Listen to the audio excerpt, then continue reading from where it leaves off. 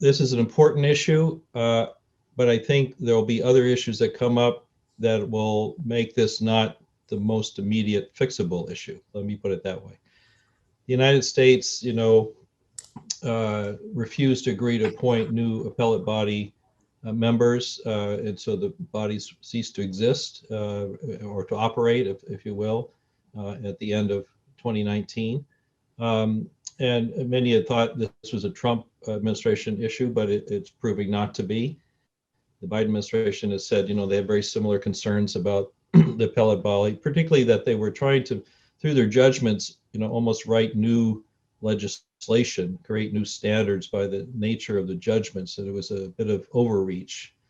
That's a particular concern, I think, that is bipartisan in the United States. I would say it's also not just a US issue. There are many WTO members that share many of the problems of that body. But because it's such a deeply entrenched problem, I think the larger issue for the Secretary General will be to show that the WTO is relevant, period. And more immediate issues are going to test that. The most immediate, suddenly in the news is a dispute we're now having about, vaccines and about intellectual property, with the Biden administration saying we should, let those lapse because of the huge crisis that we're in, and particularly Germany, but also some other EU members saying that's probably not the best way to do it. So we immediately have a challenge here. Is the WTO even relevant to that topic? It should be, but will it play a role or not? The Secretary General has said, let's show that we can fix one thing. And she made a priority before this issue sort of exploded on the scene, just harmful fishery subsidies, which has been a big issue for the WTO. And she I think came in with lots of energy. She shifted up by a number of months of ministerial in the WTO to try to show things would work up to July. The original plan was November. I think the WTO needs to show it can do something. That's been its problem, that really, frankly, since the Uruguay round, with a couple exceptions, WTO members have not been able to conclude any agreements to liberalize trade, and so they turn to bilateral or plurilateral options instead. I think the other one coming along, which is, again, whether the WTO will be relevant or not, is where the EU is leading, and that's on carbon border adjustment mechanism. The idea that if we're serious about climate change, you can't continue trade the way it is, and those who are engaged in high emission products or high carbon inputs should somehow pay a price for that. The EU has moved ahead because they're, of course, been in place, the Commission, faster than the Biden administration on this issue. And so far, what I've seen is that EU plans in that area would not be WTO compatible. And they're racing further, they're faster in the political cycle in the Biden administration. So the idea of US-EU cooperation here might just be out of cycle unless the EU would have some sense of that and try to align with discussions with the United States. I think if the US and the EU could align on this and make them WTO compatible, then there might be, again, a role for the WTO. But it's probably not going to be driven by the WTO. It'll be driven elsewhere.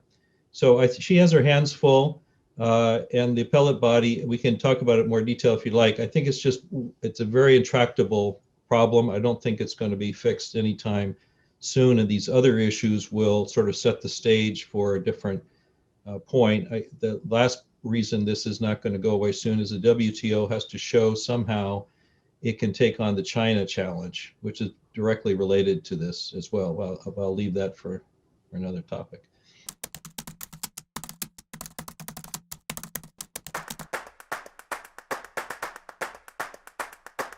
Some of the judgments in the view of some people, I'm just describing the opinion, was that when the judgments came down, the interpretation that the appellate body members handed down sort of took what is existing agreements a bit further, just by the how judges sometimes are ruling, a legal ruling according to that would define a precedent and define sort of standards for the future. And the US objection has been on multiple cases, not just on ones related to the United States, that the appellate body was taking things a bit more into their own hands and setting precedents that they really didn't have any mandate to do. That's the one. The other is back to China again, that China was getting away with lots of things and nothing was being done. So it's a different issue, but it affects the credibility of the appellate body.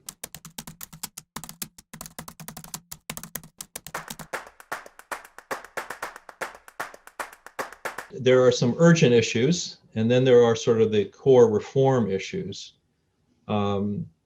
And the challenge obviously is do you deal with the urgent or the important? And that's always the challenge for policymakers. But if you look at the reform agenda for the WTO, it includes a number of things. I think one is actually, would we agree that the WTO itself, the Secretariat, should play more of a role rather than member states?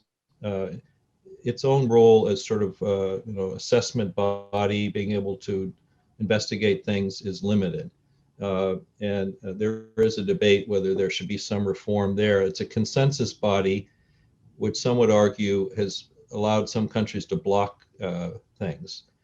You don't really, in my view, you don't need consensus on when to hold a meeting or when to, do some administrative types of issues. But unfortunately, that's part of the problem, that it just blocks the, organization of almost all of the world's countries from getting anything done.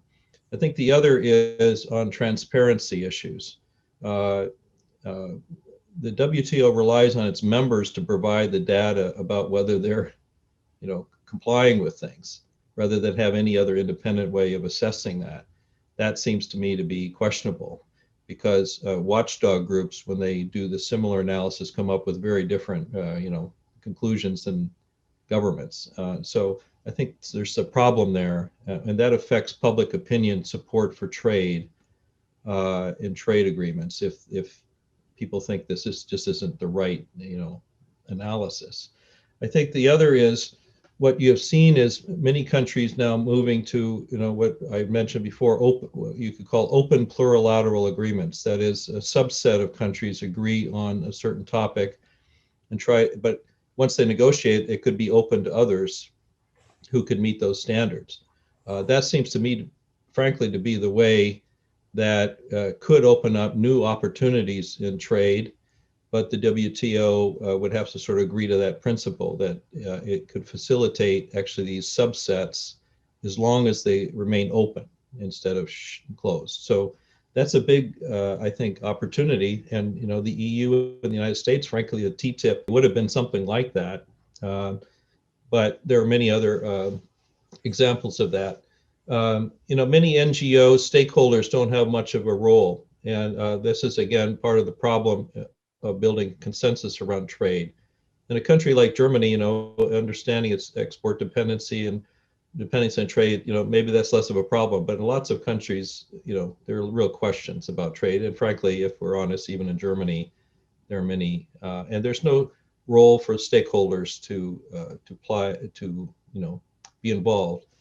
Another reform is this issue, which starts to lead to the China issue, of what this term special and differential treatment regarding developing countries.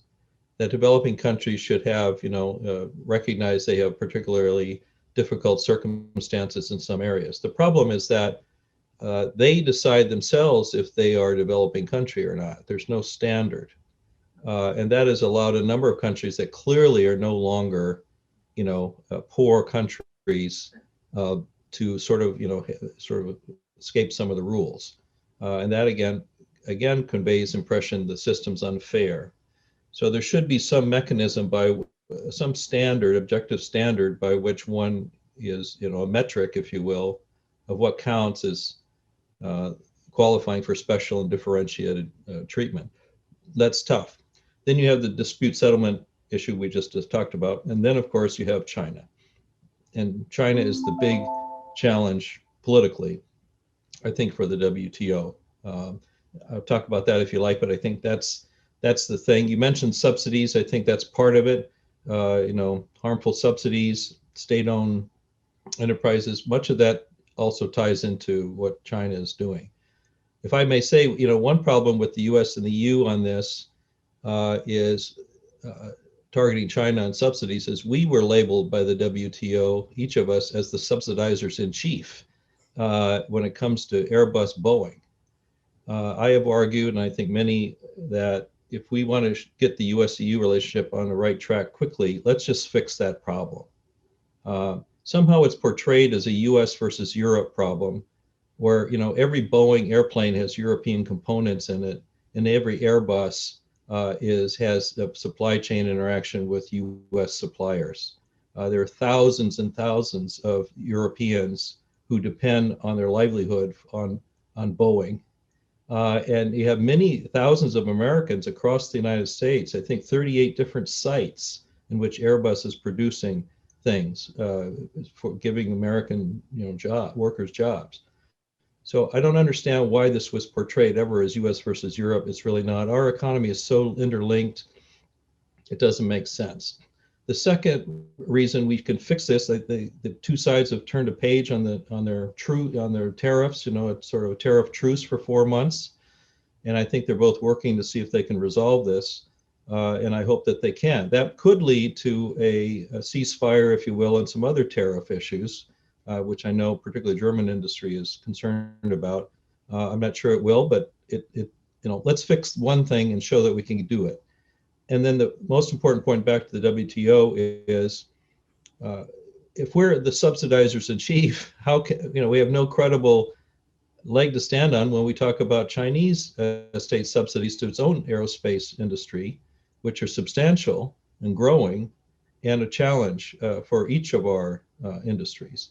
But how can we make that case when we were the ones labeled as the ones in violation? So our credibility vis-a-vis subsidies and China is limited until we fix Airbus, Boeing.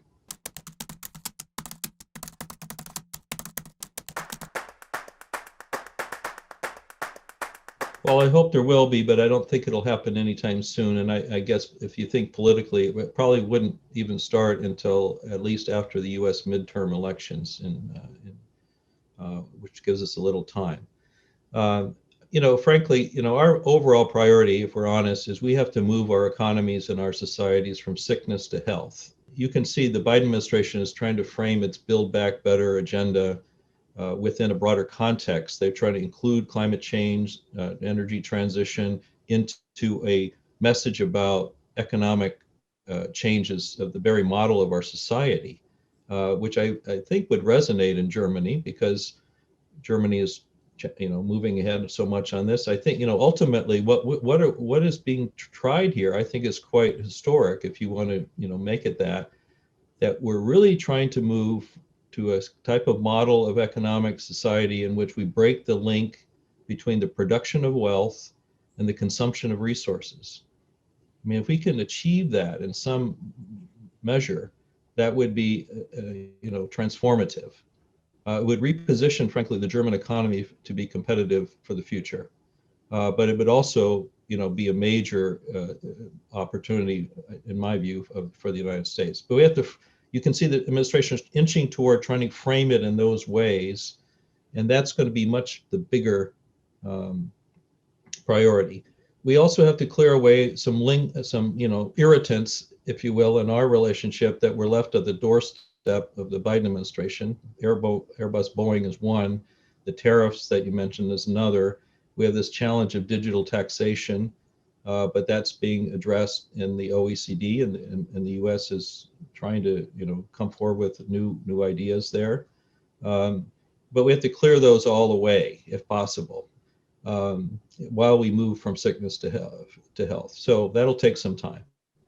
But if you turn to the trade agenda, it seems to me one challenge to the TTIP was the impression that was created, erroneously, but it was created, especially in Germany, if I may say, that somehow trade negotiators were going to trade away safety standards or consumer standards, food, all these types of sanitary issues, to get better market access. That's basically what the opponents were charging, and the proponents really, they didn't know how to talk about that. Unfortunately, I mean, that was never the goal of TTIP, but that's the impression that was created that I think left it under some cloud. But on the other hand, I think it was 97% of the agreement was done when the Trump administration came into office. So there are lots of things in there that could be taken out.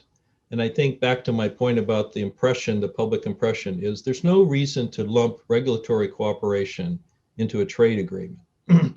Let the regulators do their job. There are lots of US EU mechanisms right now between our regulators. The job of regulators is to stop trade if it's not safe, or to create high standards, which again, if we think about China, that's actually what our concern should be. Let's maintain high standards so we remain the rule makers and not become rule takers. That is an attractive agenda, but it's in that regulatory space, and we should let the regulators work together and not mess it up with sort of a liberalizing trade agenda. I think if we can get through all that, there are a lot of ifs there. One could maybe turn to a trade agenda in which we're talking about what I call transatlantic zero, which is just zero tariffs on industrial services and agriculture, which is problematic. But the goal, it seems to me, is transatlantic zero on tariffs. Our basic tariff rates across the Atlantic are low, but they're high in some areas.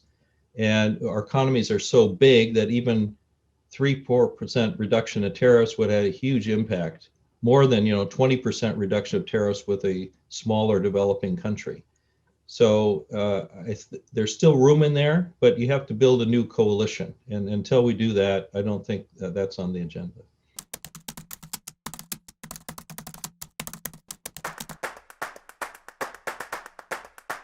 Oh, it's interesting. There was always a lot of opposition to the Trans-Pacific Partnership, but not to the transatlantic one. I gave testimony in the Congress and literally watched a Democratic member of Congress reading from his briefing book. And the first, he has 5 minutes usually to speak. So the first 2.5 minutes, he said how awful the Trans-Pacific Agreement was for all these reasons. And then he flipped the page and he said, now let me tell you why the transatlantic one is the best thing I've ever seen. So the Democrats, who are sometimes, considered anti-free trade or skeptical, were completely supportive when it came to TTIP. There was really not that challenge. It was very different than their attitude to the Pacific.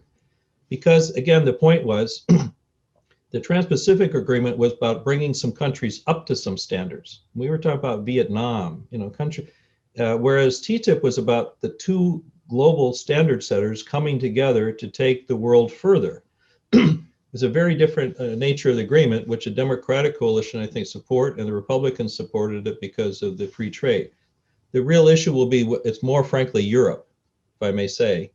And biting the bullet on agriculture would be probably the key issue, it seems to me. I'm not sure that there's appetite in Europe to actually do a trade agreement with the United States.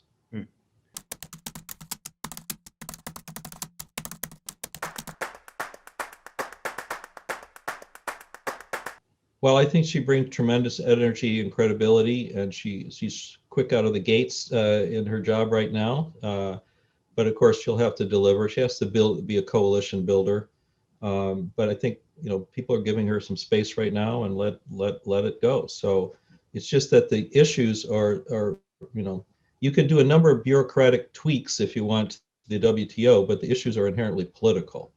So I mentioned a number of things that could be done. You could modify the consensus rule on certain kinds of procedural issues. You could give the Secretariat more ability to make independent assessments about compliance and about different issues. You could give them a way to prepare negotiations that tease up some of these open plurilateral agreements, perhaps. They could be part of that process. There are a number of things like that. The dispute settlement mechanism, of course, has to get fixed for it to be seen. But that, again, as I say, is really not about the WTO per se as an institution. It is about the member states agreeing on the role of this appellate body. So I think it does come back in many ways to China. And here again, we have, this issue. I think I would suggest, since we have now US, Europe, and Japan at least, basically agreeing on some of the challenges China has posed to the WTO, that let's test it. Let's bring a case against China in front of the WTO together, a broad coalition. China has not fulfilled its commitments under the WTO. Here are the reasons why. There's been a trilateral group that has been working on this for years, US, EU, Japan. But under the Trump administration, it just didn't get any wind, didn't get any air. I think one could do that now if, again, frankly, if the EU is ready to do that. I sense a great hesitancy still in Europe about the Biden administration. It's a shame, frankly. It's a wariness. And this is not the moment to think small. This is the moment to seize the opportunity, because it's a rare and it's a potentially fleeting moment in our relationship of how we can, get back on track to have the partnership that was the motor of multilateral solutions in the past, and has, fallen, into disrepair. But these 2 years in particular are going to be the issue. And I know as Germany heads to elections, it's hard to know even what the German position will be. But I think seizing the moment right now on not only WTO, but on most of the issues that we have struggled with over the last few years is the opportunity right in front of us. We have a series of summits in June. President Biden's coming to Europe. US-EU summit. Maybe we could get the US-EU relationship to actually work. That would be something. There's a NATO summit, the G7. Lots of opportunities here if we are ambitious and we embrace, again, the transatlantic partnership as we have in the past. It could still play this role. It's still indispensable. It's no longer sufficient on its own, and that's our other lesson, to embrace it with other democratic partners, but we do have a moment right now. I think we should seize it.